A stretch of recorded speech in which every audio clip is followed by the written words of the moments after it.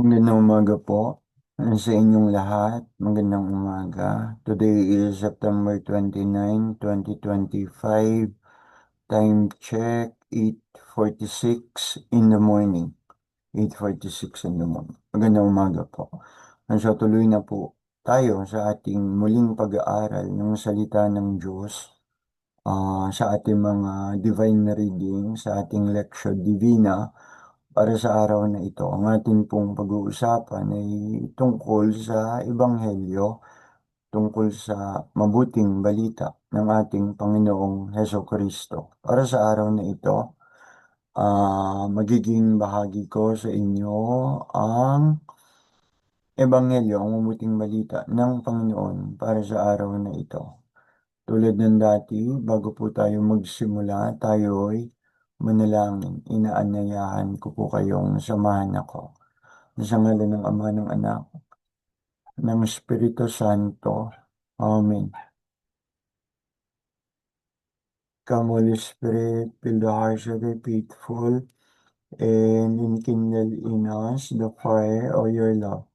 And send forth your Spirit, and they shall be created, and you shall renew the face of the earth. Glory be to the Father, and to the Son, and to the Holy Spirit, as it was a beginning, is now, and ever shall be, world without end. Amen. O Sacred Heart of Jesus, have mercy on us. Immaculate Heart of Mary, pray for us. God's Legion of Angels, pray for us. In the name of the Father, the Son, the Holy Spirit. Amen. Okay. Tuloy na po tayo. Tuloy na po tayo. So, hindi ko na po sa inyo ipakikita muli. Hindi ko na po i-share screen ang Ebanghelyo para sa araw na ito. Pabasahin ko na lang po at i-attach ko pa rin po sa video na ito ang Ebanghelyo, teksto ng Ebanghelyo para sa araw na ito. Simula na po tayo. The proclamation of the Holy Gospel of our Lord Jesus Christ according to Saint John. Glory to you, O Lord. When Jesus saw Nathanael coming, he said to him, "Here comes an Israelite, the true one, and there is nothing false in him." Nathanael asked him, "How do you know me? How do you know me?" And Jesus said to him, "Before Philip called you, you were under the fig tree, and I saw you." Nathanael answered, "Master, you are the Son of God. You are the King of Israel."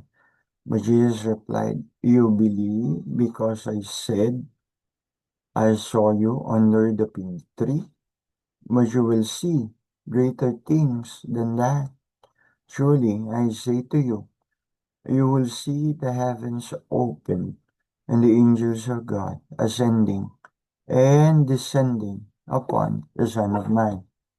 Ang mabuting balita ng ating kaligtasan. Pinupuri ka namin, Panginoong Jesucristo. So, yun po yung ating ebanghelyo para sa araw na ito. Isang pangyayari kung saan si Jesus, nakita niya si Nathanael na padating at ang sabi ni Jesus, tignan niyo, narito ang isang totoong Israelita. Isang totoong Israelita. Here comes an Israelite, a Jew one. Okay? And there is nothing false in him. Walang panloloko, walang panlilinlang sa kanya. Diba? Yan ang sinabi ni Jesus tungkol kay Nathanael. Ikaw kaya sabihan nun ng Panginoon, narito ang isang tunay na Kristiyano.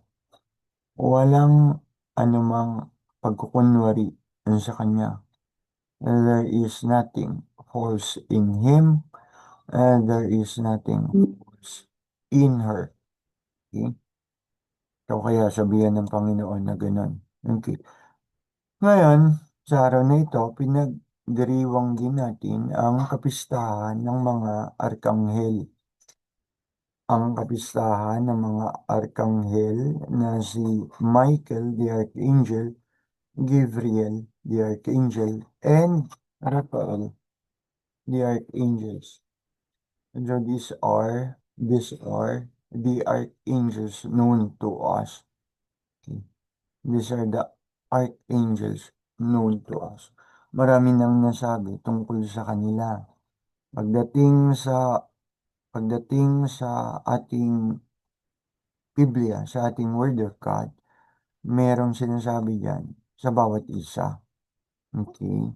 Tungkol kay Saint Michael, okay? Nasa Revelation, nasa Aklat ng Pahayag, tungkol kay Gabriel, Arch- Archangel Gabriel, doon sa sitwasyon nung magbigay siya ng mensahe sa mahal na inang si Maria. At sino pa? Si Rafael. Ay mababasa naman natin sa Biblia, sa Old Testament, doon sa narrative, doon sa aklat, doon sa aklat ng Tobit. Okay? So there was a saint. Dito na tayo. There was a saint called or known as the angelic doctor. There was a saint called or is known as the angelic doctor. Sino yan? Si Saint Thomas Aquinas. Si Saint Thomas Aquinas, also known as, yun nga, the angelic doctor. He is a prominent saint and theologian who wrote extensively about angels. May mga sinulat siya tungkol sa mga anghel. At isa sa mga wisdom quote niya about angels ay ito: "We are like children." Tayo katulad ng mga batang who stand in need of guidance. Tayo mga parang batang nangangailangan ng paggabay, ng enlight enlightenment. Okay. Tayo'y parang mga batang nangangailangan ng paggabay, ng enlightenment, ng tulong to direct us sa mga bagay na pwede sa ating mga pinagdedesisyonan. Okay? Guide us, enlighten us, direct us. God has provided us this by appointing His angels to be, yun nga, to be our guides and even to be our protector. May isang dasal, yung dasal para kay Saint Michael, the Archangel, binuo ng isang Santo Papa. The prayer to Saint Michael and the Archangel. Ano ang laman ng dasal na yun? Ano ang dasal na yun? Ano ang laman ng dasal na yun? Binuo ng isang Santo Papa tungkol kay Michael, the Archangel. It's a prayer. Michael, the Archangel, defend us in battle. Be our safeguards. Okay, ganun. Ganun ang simula ng dasal na yan. Okay, so the archangels, the angels, okay, sabi ni Saint Thomas Aquinas, tayo parang mga batang nangangailangan ng gabay at kaliwanagan sa ating mga ginagawa, tulong for our direction, to direct us. And God has provided us this, appointing His angels to be our guides. I heard someone from somewhere a very long time ago, narinig ko, if a person is in a position that is, ayan naman tayo, in a sensitive position, sa isang posisyong hindi basta-basta, dahil kapag yung posisyon niya, nagdesisyon siya dyan ng pabara-bara ng hindi pinag-iingatan sa mga desisyon niya na yan, marami ang maapektuhan. See? And so from somewhere, very long time ago, if a person is in a position that is sensitive, sabi niya, yung taong ito, from someone, mas marami siyang anghel na tumutulong o gumagabay sa bawat gagawin mo, sa bawat desisyong gagawin mo. Bahala na tayo kung naniniwala tayo dyan o hindi. Habang mataas, sensitibong posisyon ng isang tao, habang sensitibo ang posisyon ng katungkulan ng isang tao, mas marami siyang anghel na tumutulong o gumagabay sa bawat niyang ang gawain o desisyon.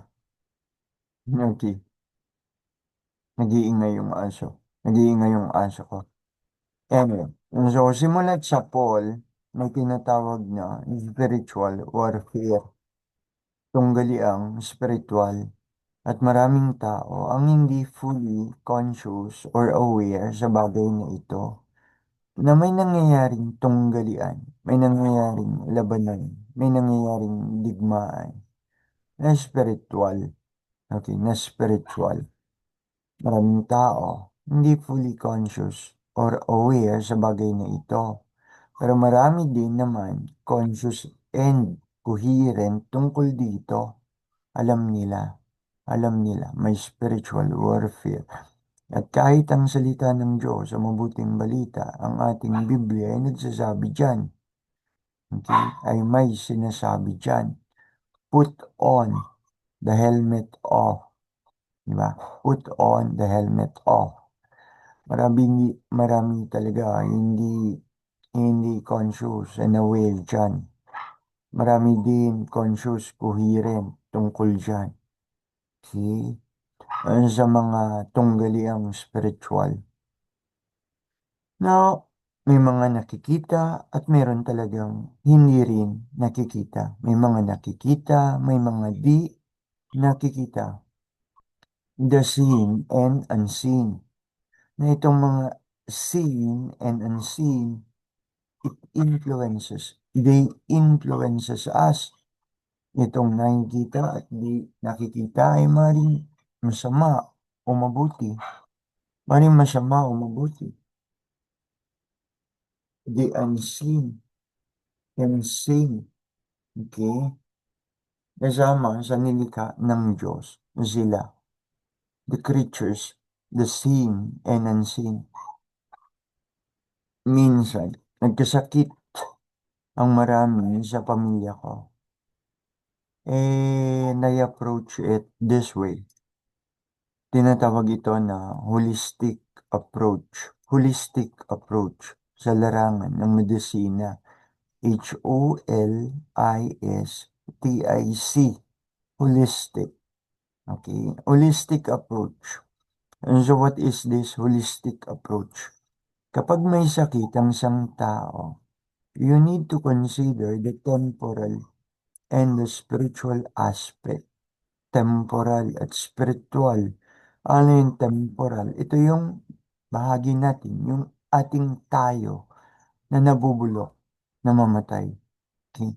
Kapag tayo namatay, ang temporal na ito na aspeto ng ating pagkatao, yan ay nabubulok. Okay? That is a temporal. So, yan yung ating katawan. Nagkakasakit tayo, yan yung temporal. Physical na sakit. Physical na sakit. At kapag dumating na ang yugto ng ating kamatayan, ng iyong kamatayan, yung temporal na yan ang nabubulok. And then, merong another aspect, the spiritual aspect. Ang spiritual aspect, hindi naman siya yung nabubulok. But both of which, may pangangailangan. May pangangailangan temporal, may pangangailangan spiritual. Tignan mo ang tao. Mukhang maganda, mukhang malusog ang kanyang katawan. Pero kumustahin naman natin ang aspeto niyang spiritual. Ang kanyang aspetong spiritual ba ay malusog? Okay. Ang kanyang temporal na katawan mukhang malusog. Kita natin. Pero ano naman ang kanyang espiritual na kalagayan? Pinakakain pa ba niya ang kanyang kaluluwa? Pinalalago pa ba niya ang kanyang espiritualidad? May mga prayer time pa ba siya? Uma-attend pa ba siya ng misa para sa kanyang spiritual nourishment, spiritual growth, spiritual development? Kapag hindi, kahit malusog, mukhang malusog ang katawan ng taong yan, pero hindi siya nagdadasal, hindi niya pinalalago ang kanyang kalagayang spiritual, hindi siya nag-aaral ng salita ng Diyos, hindi niya isinasabuhay ang kanyang pananampalataya, ang spiritual na bahagi niya may problema, may problema, hindi malusog. Ayan, diretsuin na natin, hindi malusog. Nagsisimba ka pa ba? Nagdarasal ka pa ba? Inaalagaan mo pa ba ang iyong kaluluwa? Nililinis mo pa ba? Sa pangungumpisal, di ba? Parang bahay, nagliligpit, naglilinis, lampaso dito, lampaso doon, punas dito, punas doon. Nasa labas, nasa labas, nasa labas. Naliligo tayo, magsasabon, ng matapang ng sabon, maglilinis tayo sa labas. But what about our spiritual na aspeto?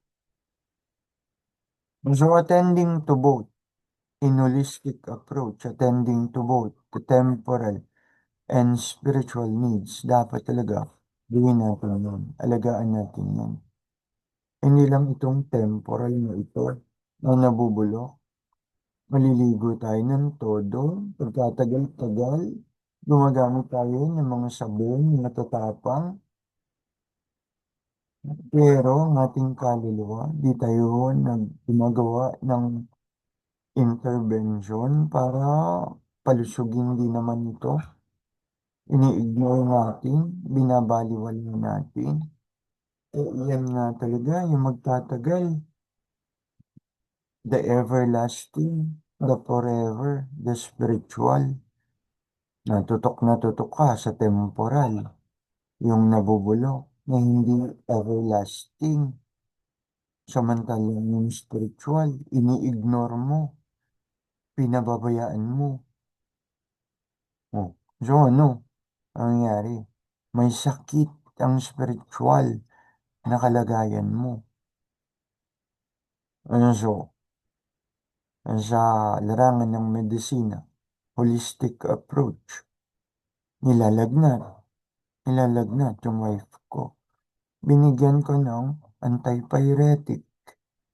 Antipyretic. Ibig sabihin antipyretic. Sorry. Ano kasi yan? Medical term. Antipyretic. Ibig sabihin yan, sa medicine, para sa lagnat. For fever, antipyretic meds. Gamot para sa lagnat. Pyretic is lagnat. High temperature. Antipyretic. Mataas na temperatura. So, nilalagnat yung misis ko, binigyan ko ng antipyretic medicine whenever necessary, kasama yung instruction. Iinom ka lang yan pag nilalagnat ka. Pero pag di ka na nilalagnat, huwag ka na uminom ha. Huwag ka na uminom yan pag di ka na nilalagnat. Sponge bath. Sponge bath kita. Punas tayo ng bimpo, ng towel na may tubig at alcohol. Okay? Punas sa dibdib, punas sa katawan, paikot-ikot, kaliwa kanan, punas sa katawan, punas sa noo, punas sa mga singit. yung mga singit, yung kilikili, yung leeg, yung singit sa pagitan ng ating mga ari. Yan. Bakit sa mga singit? Kasi nandyan yung mataas na heat. Okay? Pag may thermometer, saan natin nilalagay? Sa ating kilikili. Okay? Kasi dyan, nagre-register yung temperature talaga, yung taas o yung regular na taas. So, nilalagnat yung wife ko. Binigyan ko ng antipyretic meds, gamot sa lagnat. At sinabi ko, given with the instruction, whenever necessary, PRN. PRN is an acronym. Ang ibig sabihin lang, kung kinakailangan, whenever necessary. At yun nga, nagsusuka din siya at nagtatae. So, anong intervention? Bigyan natin ng Orisol, oral rehydrating solution. Yung mga nagsusuka at nagtatae, huwag natin agad bigyan ng gamot para sa pagtatae. Ano ba yun? Yung Lomotil? Yung Lomotil. Huwag natin agad bigyan. Bakit di dapat bigyan ng diatabs? Yun, Lomotil, diatabs. Yung taong nagda-diarrhea, 3 times watery stool. Ang kasi, pag nagtatai siya, kung ano man ang sumira sa tiyan niya, kasama yon, idudumi niya. Pipigilan ba natin yon sa pag-inom ng diatabs? Okay? Pipigilan ba natin yon sa pag-inom ng diatabs o Lomotil? So pag nagtatai ka, wag diatabs agad, wag Lomotil. Pabayaan mo magtai ka kasi kapag tatai mo, lalabas kung ano man din ang sumira sa tiyan mo. Can either be viral or can either be something like a bacterial na naging dahilan para magtai ka due to dahil sa, di ba? Due to nagtatai ka dahil sa, okay? So, hayaan mo yan, lumabas. Hayaan mo yan, magtai ka. Muli, pag nagtai ka, kasama din kasi dyan ang mga mikrobyo or viral or bacterial thing dyan sa pagdumi mo. Hayaan mo siya, lumabas lang siya ng lumabas. E di pag nagtatai ka, 3 times watery stool, mari ka magkaroon ng dehydration. So, ano, intervention? Rehydration naman tayo. Orisol. Ano yung Orisol? Orisol. Oral rehydrating solution. Sol. Oral rehydrating solution. That is a temporal. You attended to the temporal. Nilalagnat, bigyan ng gamot sa lagnat kung kinakailangan. Nagtatai, nagsusuka, baka ma-dehydrate, bigyan natin ng Orisol, etc. The temporal. No, yan ba? Yan lang ang i-attend natin. Meron pang isa. Meron pang isa. The spiritual aspect. The spiritual needs. Okay, so, ang ginawa ko, punta ko ng simbahan. Bumili ako ng insenso.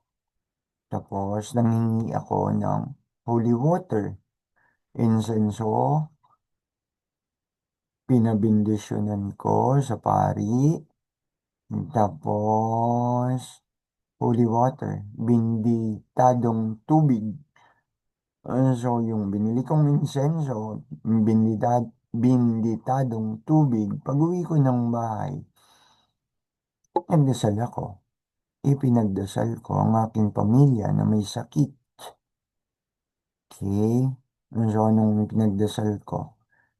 Ipinalangin ko ang exorcism prayer at deliverance prayer. Ipinanalangin ko ang aking asawa, ang mga may anak, ang mga miyembro ng aking pamilya. Hindi lang asawa ko nagkasakit. Nagsakit ang aking pamangkin, Nagsakit ang aking apo, nagsakit ang aking pinsan, nagsakit ang aking ate. Hmm, Dami nagsakit. And so, ipinagdasal ko, nagdasal ako, the exorcism, the deliverance prayer, winisikan ko wife ko, mga anak ko, yung ate ko, yung apo ko, yung pamangkin ko. Nagsindi ako ng insenso para maitaboy kung ano man yan na nananalbahe, posible sa amin. Mabilis lang yon. And then, alam nyo, bilis ng recovery. Naging okay na sila.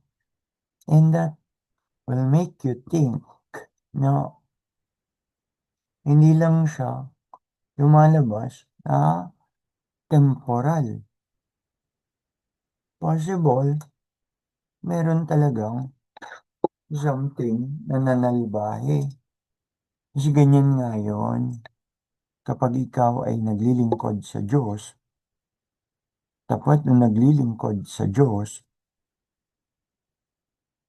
nasa, nasa direksyon ng kaaway, ikaw, the common enemy, the devil, the evil spirits. Talagang didigmain ka niyan, kakalabanin ka niyan. Evil spirits yan eh. And what are you doing? For the good. For the good. Para sa Diyos. For the good. Dahil ikaw is nasa Diyos. Dahil ikaw is for the good. Sa Diyos, ikaw. Okay. Given na yan. Ikaw. Nasa lakayin yan. Nasa lakayin yan. Ang masasamang spirito na yan. Sasalakayin ka niyan. Given na yun. Given na yun. Kaya kapag ikaw naglilingkod ka sa Diyos, naglilingkod ka sa simbahan, sa pangalan ng Diyos, ni Jesus, ng ating Panginoon na Tari, ikaw talaga, ikaw talaga. Ano yung ganyan? Ikaw talaga. Okay? At yung iba na malayo sa Diyos, matindi din ang ginagawa niya doon. Katulad ng demonic possession, hindi lang demonic harassment, ang demonic possession. Sabi ng isang na-possess, sabi ng isang na-possess, bakit mo pinahihirapan ang taong ito? Ang sagot ng demonyo, dahil tuwang-tuwa lang ako na sirain siya, ang kanyang kaluluwa at ang kanyang pagkatao. Tuwang-tuwa siya. Nakapasok na siya. Higing entry na dun sa tao. Na-possess niya na yung tao. Parang binuksan niya na ang pintuan at nakapasok na siya. Doon sa pintuan, nasa loob na siya. Yan, tuwang-tuwa siya. Tuwang-tuwa siya na ito nga, tuwang-tuwa ako habang sinisira ko ng todo-todo at tuluyan ang kaluluwa ng taong ito. Imagine that, yun ang sagot ng demonyo. Yun nga yun, to ruin the souls, to ruin the souls of humanity. Yun nga rin yun, ilayo tayo sa Diyos. At kung malapit tayo sa Diyos, ilayo tayo sa Diyos. Naglilingkod ka ng tapat, todo-todo sa Diyos, ha? Ayan na siya. Ayan na siya. Ikaw na ngayon ang kanyang todo-todong. Tapos, yung mga malayo sa Diyos, matindi din ang ginagawa sa kanila. Tuwang-tuwa ang demonyo ni Satanas sa kanyang pang-aalipin, sa kanyang pagpapahirap sa taong yan. Di ba? Tignan niyo yung yung demonyo, the Gedezrin demoniac. yung taong na-possess ng evil spirits, yung Gedezerine demonya, nandun siya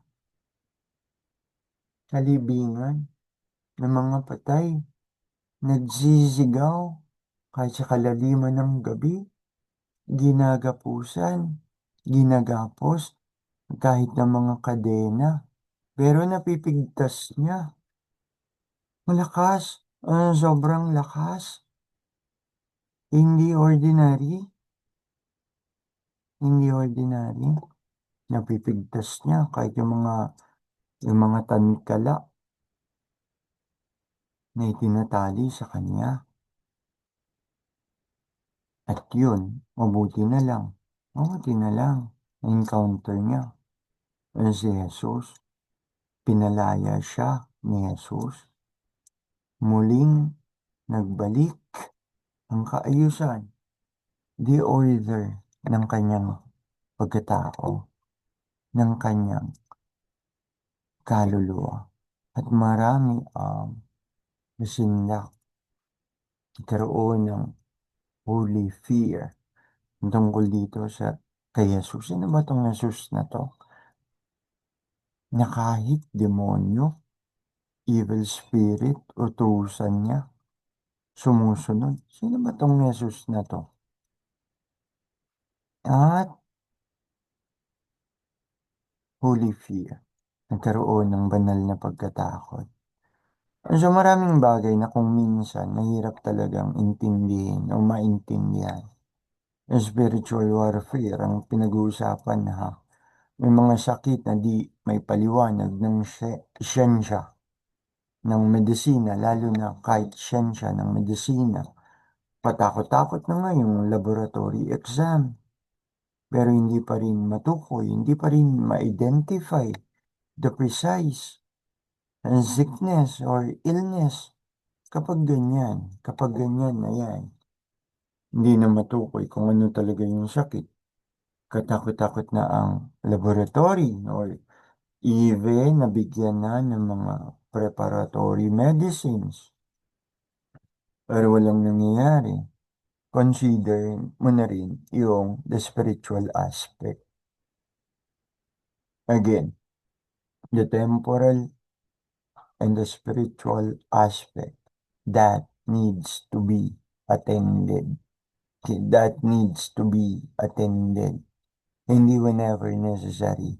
It is truly necessary. So in the Bible, there is a narrative about a man who wrestled with a divine being and was given a new name signifying his struggle and perseverance. His name is Jacob. Jacob. The story is found in the book of Genesis, chapter 32.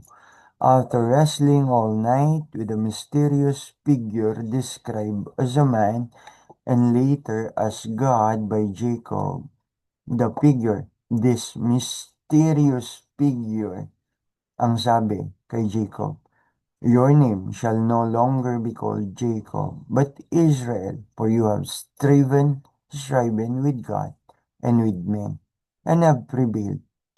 You can see that, makikita natin yan kung hahanapin natin sa aklat ng Genesis chapter 32 verse 28. The name Israel is generally interpreted to mean he struggles with God. He struggles with God. Nakipagbuno siya sa Diyos. He struggles with God. Or God strives. God contends. Or who won, who prevails with God. Today's Gospel, ang Ebanghelyo ngayon na ating pinag-uusapan, aking binasa. Ebanghelyo ngayon na ating pinag-uusapan at binasa sa inyo, pinroclaim, okay, the Gospel today as we celebrate the Feast of the Archangels, kapistahan po ng mga arkanghel, si Michael, si Gabriel, at si Raphael. Saint Michael, Saint Gabriel, and Saint Raphael. It speaks about when Jesus saw ang ebanghelyo natin ngayon, nakita ni Jesus Nathanael. Nathanael coming, and then nakita siya ni Jesus, and Jesus saw him coming. And Jesus said, "Here comes an Israelite, a one, true, and there is nothing false in him." Walang anumang pagkukunwari sa kanya. Tinutukoy niya si Nathanael. Okay? Kilala ni Jesus si Nathanael. Alam niya, kilala niya si Nathanael. Ang mapaglilihiman mo ba naman si Jesus? Kilala niya. Narito si Nathanael. Isang totoo at tunay na Israelita. Okay? Walang anumang pagkukunwari sa kanya. So the man, Nathanael, Jesus declared a true Israelite in whom there is no deceit. Yun si Nathanael. So the encounter is recorded in the Gospel of John, chapter 1, verse 47. Okay? Chapter 1, verse 47. The encounter of Jesus, or the encounter of Nathanael with Jesus. So, sino itong si Nathanael? Una, by identity, he is widely believed a biblical scholar to be the same person as Bartholomew, who is listed as one of the 12 apostles in the other Gospels of Matthew, Mark, and Luke. Okay, yun ang kanyang identity. Okay, kumbaga, background check. Siya ay isang scholar. Siya ay isang scholar. Okay, biblical scholar. Word of God scholar. And then, identity is widely, tapos na pala tayo doon. Sumunod, tinitignan ko po yung notes ko. Sumunod, identity. Tapos na nga po tayo doon. Initial, skepticism. Nang sinabi ni Philip, ang kaibigan ni Nathanael, sinabi ni Philip kay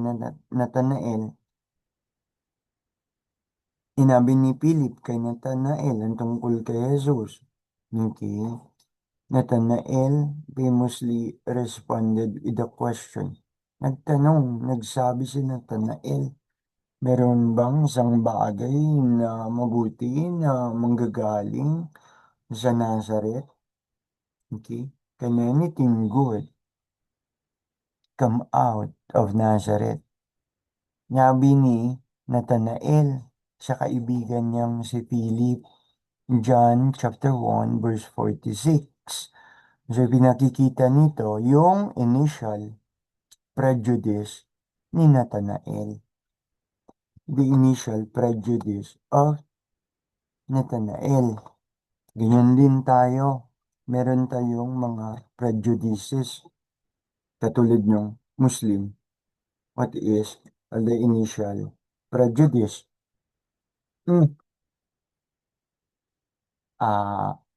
Muslim, matapang yan. Muslim, mali ba o tama? Muslim, violente. That is prejudice. Nilalagyan natin ang label, ang tao, according to that. At baligtaran, tabla-tabla, seminarista, nililabel na. Galing yan sa seminaryo. Okay? Hindi yan nagpari. So, hindi yan nagpari, galing sa seminaryo. Mabait na yan. Prejudice din yun. Yung ating paglilabel sa mga tao, kung saan man sila naroon o kung saan man sila galing. Tinatawag na regional prejudice. Regional prejudice. Regional prejudice. Sa atin yan, nilalagyan natin ng label ang tao based kung saan sila nanggaling, by the regions, international. See? Americans, meron tayong label sa mga Amerikano. Sa mga Muslim, meron tayong mga label sa mga Muslim. Ang mga Muslim, merong label sa atin. Okay? Ng mga Kristiyano, regional prejudice. At ang nangyari, yan ang nangyari kay Nathanael. Can anything good come out of Nazareth? Can anything good come out of the seminary? Can anything good come out of the mosque?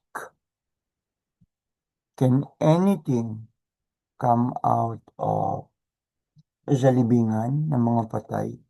May mabuti pang manggagaling sa libingan ng mga patay.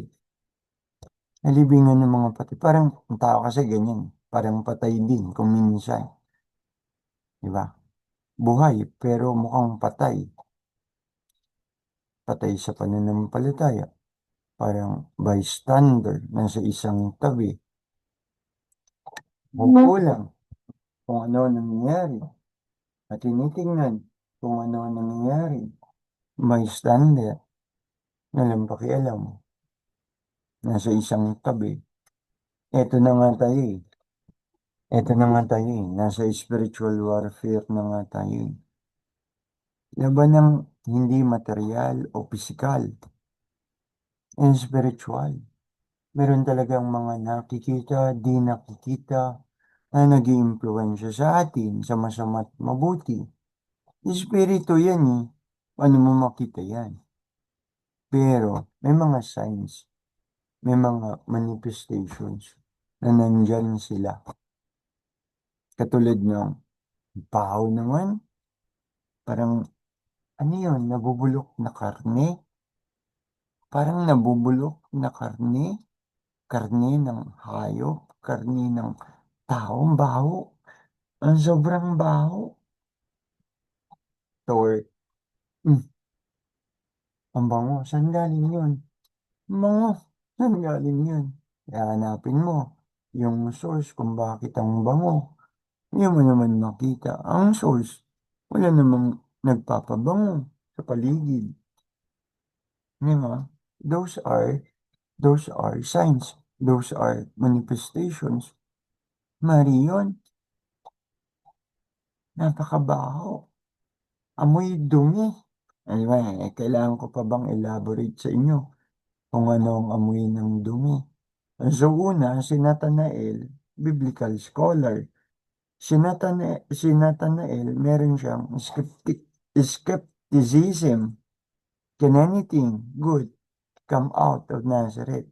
I doubt. Duda ako.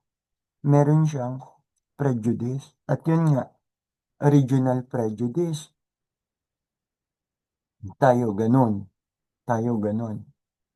Sumunod, the true Israelite, sabi ni Jesus, na nakita ni Jesus, padating na siya. Nakita ni Jesus, padating na siya. Okay? And so when Jesus saw him approaching, Nathanael, he gave him this high praise. Pinuri niya si Nathanael. And we don't know kung naririnig ng iba ang puri niya.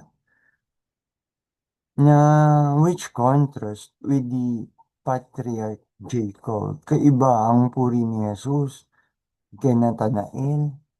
Kasi si Jacob, ang Israel, meron siyang label. Meron siyang label. Anong label ni Jacob? Whose name was changed to Israel. Yan ang una niyang pangalan, Jacob. Pero pinalitan niyang pangalang Israel. Jacob nakilala bilang manluloko. Deceitful. Deceitful. Manluloko. Jacob. Sa pamamagitan ng panluloko, kinuha ni Jacob ang blessing ng kanyang ama. at tinagaw niya ito sa kanyang kapatid na si Iso. Okay? Basahin niyo. Basahin niyo ang buhay ni Jacob. Okay? Ang buhay ni Jacob na siyang pagkaraan, pinalitan ng pangalan, tinawag na Israel. So Jesus was commending Nathanael. Pinupuri niya si Nathanael. Na si Natael, Natael, Natae. Nathanael, kakabulol-bulol. Itong si Nathanael, siya'y tapat, siya'y sincere, siya'y totoo, siya'y honest. Walang anumang panloloko sa kanyang character. Walang anumang panloloko sa kanyang character na siya'y honest or sincere at tapat. Tayo din, tayo din, tayo din, bawat isa sa atin, tayo din, ikaw, ako, lahat, nire-require sa atin yan ng Diyos na tayo maging tapat, na tayo maging sincere, na tayo hindi maging ipokrito, lalo na para sa Kanya, lalo na para sa Kanya. In the first place, maluloko ba naman natin ng Diyos? Maglilingkod tayo sa Diyos, tapos pilit. Maglilingkod tayo sa Diyos, tapos reklamo. Maglilingkod tayo sa Diyos na parang mayroong kalungkutan. Ganun ba ang paglilingkod? Paglilingkod na may kalungkutan. Be joyful, di ba? Be joyful kapag naglilingkod ka. Maraming hirap. Nakalagay din naman yun eh.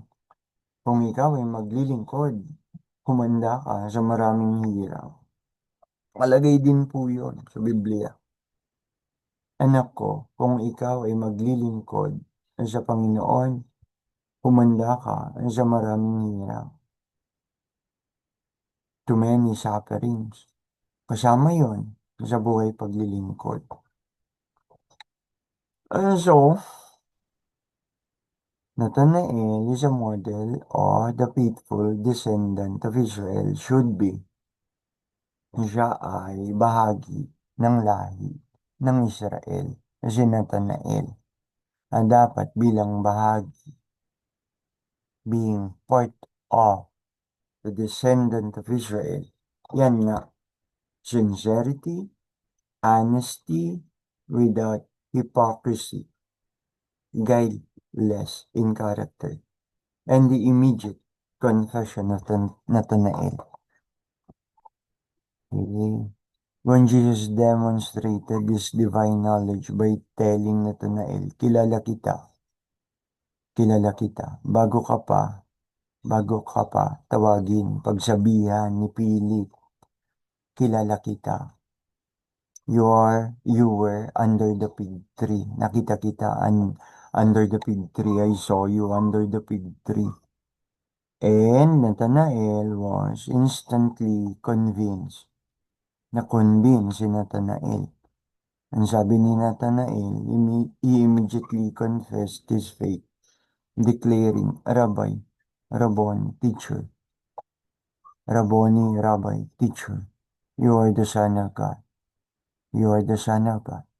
You are the King of Israel. At ang sagot ni Jesus, naniwala ka na. Naniwala ka na. Sinasabi mo yan. Rabbi, Rabboni, you are the Son of God. You are the King of Israel. Sinasabi mo na yan. Kasi sinabi ko sa iyo, nakita na kita. Kilala na kita. Nakita na kita. Kilala na kita. Nandun ka. Sa ilalim ng fig tree. May mga tao, based on philosophy, yung under the fig tree. Alam niyo ba ibig sabihin under the fig tree? Ilalim ng puno ng igos, may karunungang nakatago o hindi nakatago sa bagay na yan. Kapag sinabi, you were under the fig tree, isa kang, yun nga, scholar.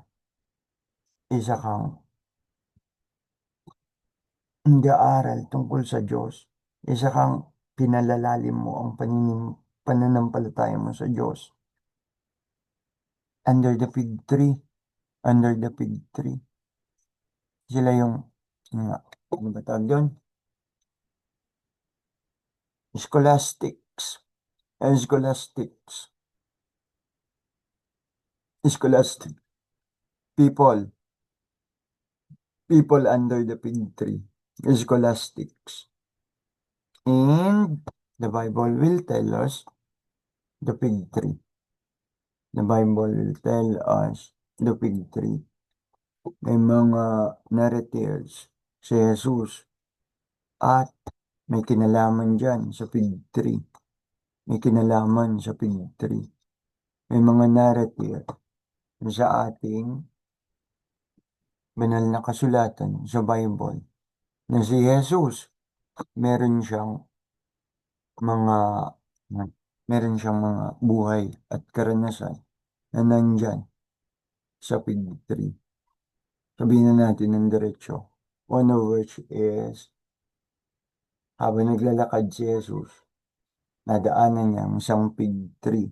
Nadaanan niya ang isang fig tree. At nung madaanan ni Jesus ang fig tree na ito, puno ng igos, naganap siya ng bunga. Nagugutom siya si Jesus. Nagugutom si Jesus. Tapos, nagugutom si Jesus. Naghahanap siya ng bunga. Nagugutom siya. At tao't Diyos siya eh. Totoong tao. At totoong Diyos. Nagugutom din. Okay? Isa din yan sa tukso sa kanya. Nagugutom ka. Gawin mong tinapay itong bato. Okay? Bilang tao, nagugutom din siya. Nahihirapan. Bilang Diyos. Bilang Diyos. Siya din ay muling nabuhay. Sino ba namang tao, ang karaniwang tao, ang mabuhay na muli mula sa kamatayan? At kaya niya ding bumuhay ng patay. Sino din namang tao ang may kakayang bumuhay ng patay? Kahit sino pa yung propeta. May nakita na ba kayo? Propetang bumuhay ng patay. Bumuhay man ng patay. O sige, bigyan niyo ako. Kahit siyang propeta, nagawang bumuhay ng patay. Mari niyo akong mabigyan. Pero, nasa kapangyarihan pa rin yun ng Diyos. So, Rabbi, you are the Son of God. You are the King of Israel. Kilala mo ako. Rabboni, teacher. Nakita na kita, Nathanael, under the fig tree. Okay? And the fig tree, balik sa fig tree. Nagutom si Jesus. Naghahanap siya ng bunga dun sa fig tree. Wala siya makita. Wala siya makitang bunga. Anong ginawa niya? Sinumpa niya yung fig tree. Jesus cursed the fig tree. Walang bunga eh.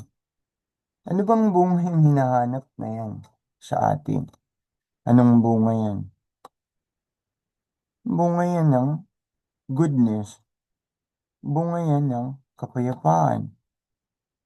Okay? Ang bunga ba na makita sa'yo ay bunga ng violence? Bata o, tignan yun, kakagulo sa maraming video. Sumasabog sa internet. Nagrarayot ang mga bata. Nagrarayot ang mga bata. Nagbabatuan ng molotov bomb, basag na bote, malalaking bato, Mindiola. Pinagtatadyakan ang mga pulis. Mga kabataan sila. The culture of violence. The culture of violence. I saw you under the fig tree. The fig tree, wala makitang bunga sa iyo. Sinumpa niya. Maring may bunga, pero hindi maganda yung bunga. Pwede bang mamunga?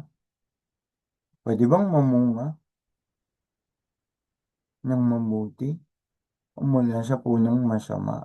Iyon ang malaking katanungan.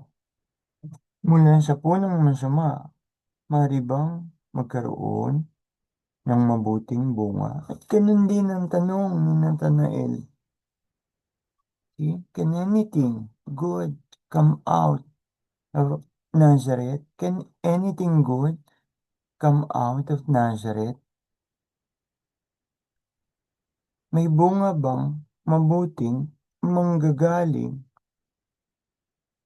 May may may mabuti bang bunga na manggagaling sa masamang puno?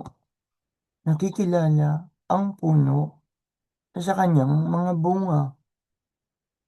And so, marami na. Tapusin na natin sa ganito. Tayo, bawat isa sa atin, each one of us can be a Nathanael. Each one of us can also be an angel. Okay? And someone who guides, and someone who helps for the good. Para sa kabutihan, for the good. Kasi if we are not for the good, then we are not really like what? Angelic, divine angelic. Huwag tayo malitong mabuti dyan, ha? Huwag tayo malitong mabuti dyan. Tayo din, pwedeng maging anghel sa iba. Really angelic. Hindi angelic na nagkukunwari. Okay? Nagbabait-baitan. Angelic. Nagbabait-baitan. Angelic. Okay? Maaring akusahan ka ng ibang tao na ganyan. Nagbabait-baitan. I-bash. Nagbabait-baitan. Pero ang totoo, hindi yan angelic. Demonic yan. Di ba? Hindi yan angelic. Demonic yan. Nagbabait-baitan. Pwede kang akusahan. Pwede kang i-persecute na ganyan. Persecution. Pwede kang i-persecute na ganyan. So, anong gagawin mo dyan? Anong gagawin mo dyan sa mga ganyang persecution? Naglilingkod sa simbahan, nagbabait-baitan. Pero ang totoo, hindi yan angelic, demonic yan. Oh, like Saint Aquinas gained the title, the Angelic Doctor. The Angelic Doctor. Saint Thomas Aquinas. Nakalagay sa ating Biblia. Nakalagay, I will send my angels before you. Diyos ang may sabi niyan. Isusugo ko ang aking mga anghel para sa iyo, to guide you and to protect you. At yan din ang ating dinarasal. To light and guard. To light and guard. To guide. To enlighten. To guard and to defend.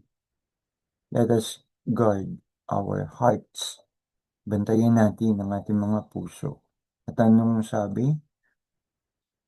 Mula sa puso.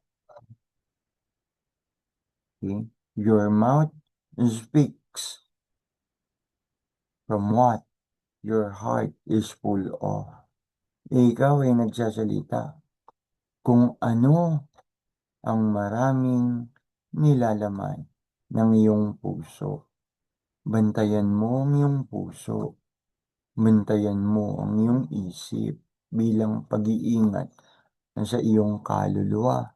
Ang ating mga mata, ang ating mga tenga, bantayan mo. Dahil yan ay parang pintuan. Yan ay parang bintana.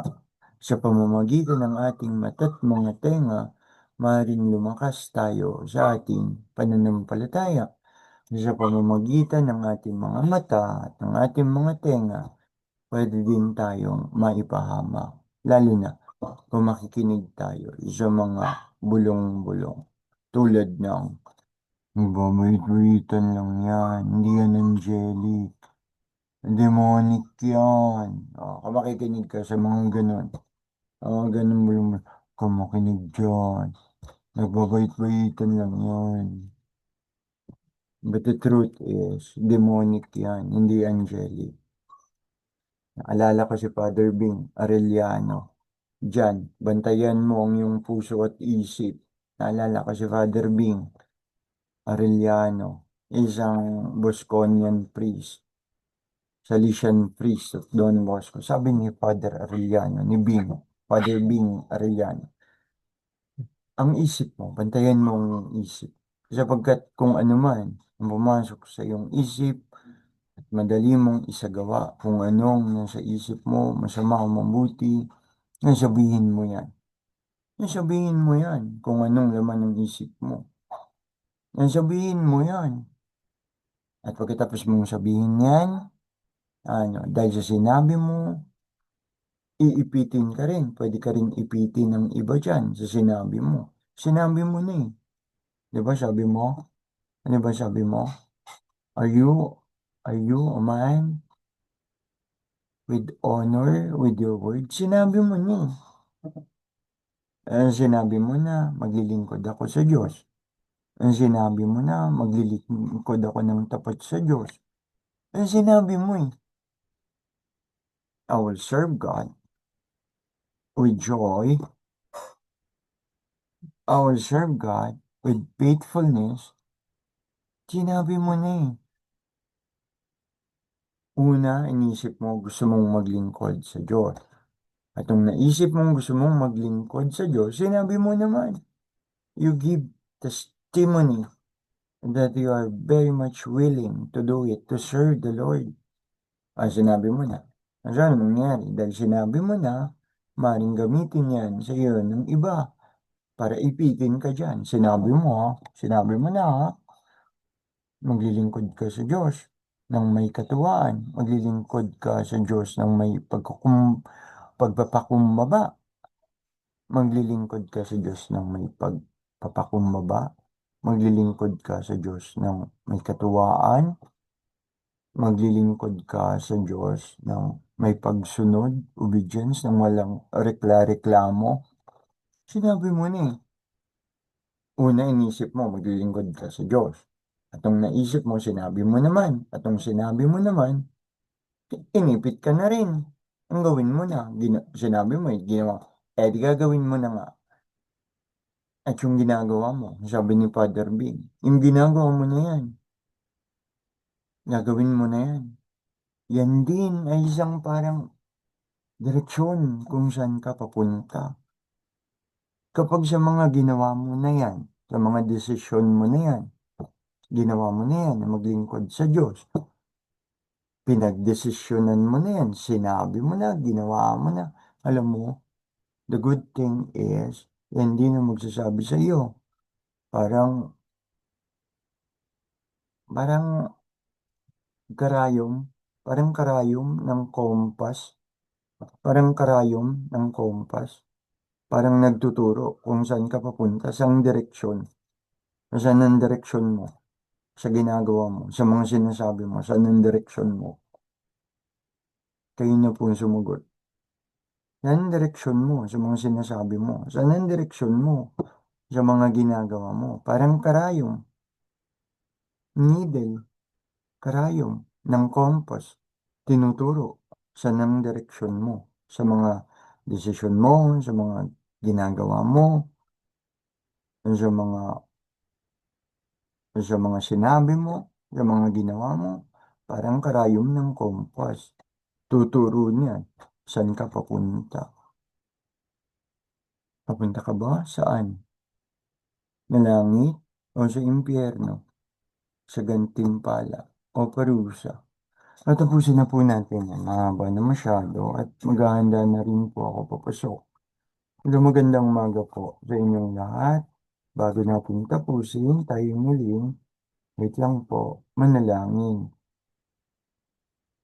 Sa ngalan ng Ama, ng Anak, ng Espiritu Santo. Amen. Remember, O most gracious Virgin Mary, our Mother, that never was it known that anyone who pled to your protection, implored your help, or sought the intercession was left unaided. Inspired by this confidence, we fly to you, O Virgin of Virgins, our Mother. To you we come, before you we stand, sinful and sorrowful, O Mother of the Word incarnate. Mother of the Word incarnate, Mary, help of Christians, despise not our petitions, but in the mercy of your Son, in your mercy, hear us and answer us. Amen. In the name of the Father, and of the Son, and of the Holy Spirit. Amen. So, magandang umaga po sa inyong muli. Pagpalain tayo ng Panginoong Diyos sa lahat ng ating mga iisipin, sa lahat ng ating mga sasabihin, sa lahat ng ating mga gagawin. Panalangin natin ang ating mga leader, ang leader ng ating simbahan, mga leader ng ating simbahan, ang mga leader ng ating pamahalaan, ang ating mga pinaglilingkuran, ang mga maliliit. Ipanalangin natin na mga sinumpaan nating tungkulin ay ating magawa. Ipanalangin natin ang mga doso leaders. Ipanalangin natin those who guide us. And ipanalangin natin those who are close to us, our families, our friends. Magandang umaga po sa inyong lahat, lahat para sa for the glory of God, all for the glory of God. And papunta kay Jesus sa tulong ng ating mahal na ina, ang mahal na Birhen, si Santa Maria. Ngayong umaga po. Ngayong umaga po. Sa inyong lahat. Ngayong umaga po. Amen.